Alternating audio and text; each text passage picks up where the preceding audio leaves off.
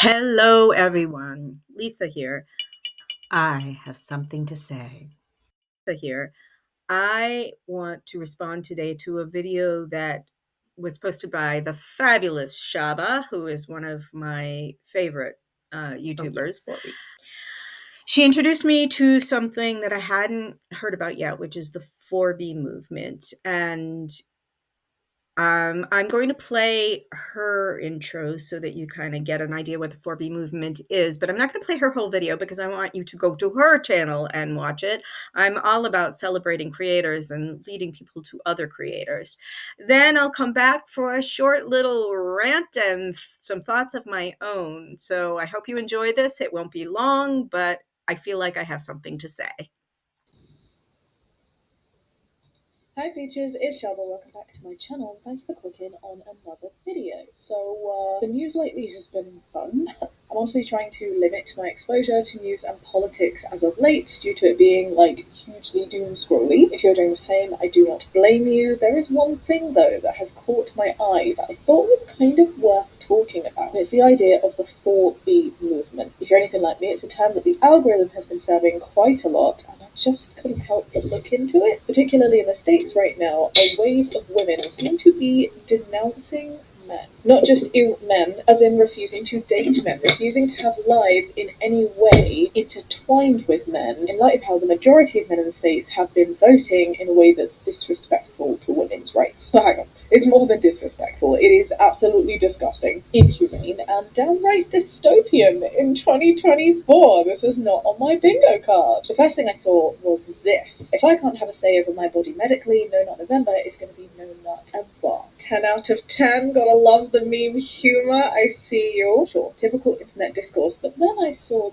this. Doing my part as an American woman by breaking up with my Republican boyfriend last night and officially joining the 4B movement this morning. A white American. I hope you enjoyed that clip, and I'm back. My lighting is off today. Sorry for any strange shadows, but this was a spontaneous video.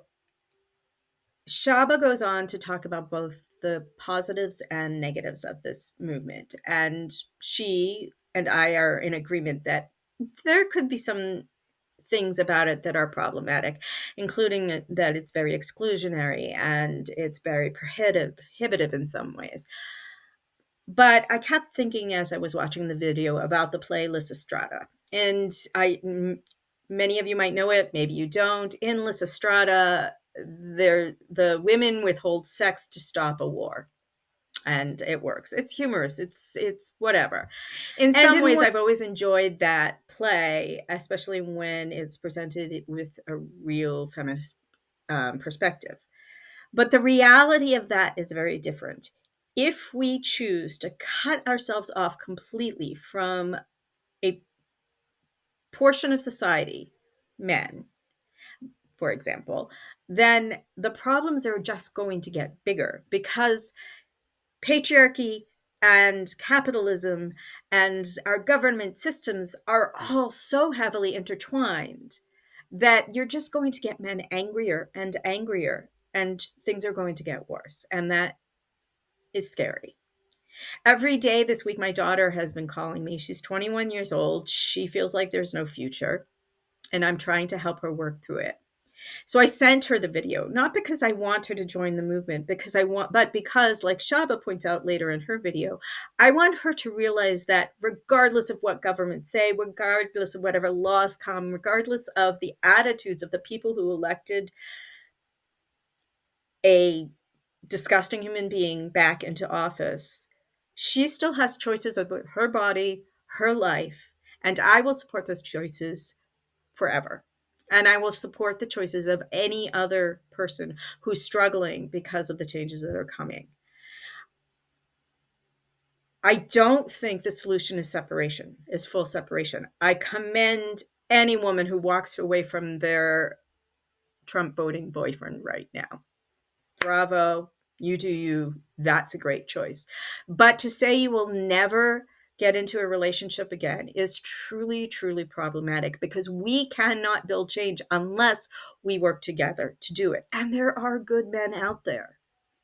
Right now, it's hard to find them, I admit it, but I'm married to one. There are plenty of wonderful good men out there who did not vote for this monster and would never vote for this monster. We need to build on that foundation if we're going to break things down. Because the way I see it, many of the young men who voted the way they did voted for the right to have sex and control women. They want to be able to do whatever they want with women. And that I say is disgusting. But it's not totally their fault. It's society's fault. It's their parents' fault who have told them that they are superior to any woman. It's their dad's fault who don't treat their mothers respectfully. There's so much that needs to be broken down here and raised away. But that can't be done if we cut off all communication. I hope you understand that. We need to work together and find ways to educate men to understand that there is nothing superior to their existence. They are another part of humanity. That is all. And that the only way forward is for all of us to recognize the humanity within one another. Okay, that's it for my little rant today. I'm doing this because I have determined that one of my paths forward is to never stay silent when I recognize that things are only going to get worse. I'm here to help people through this. I don't know how, I don't know what I will be doing, but I do know that I will be collaborating with and listening to people like Shaba who spread honest opinions and really reflect on that middle ground between the two sides of any issue, because really there are no two sides. It's something in the middle, and we need to learn how to find that.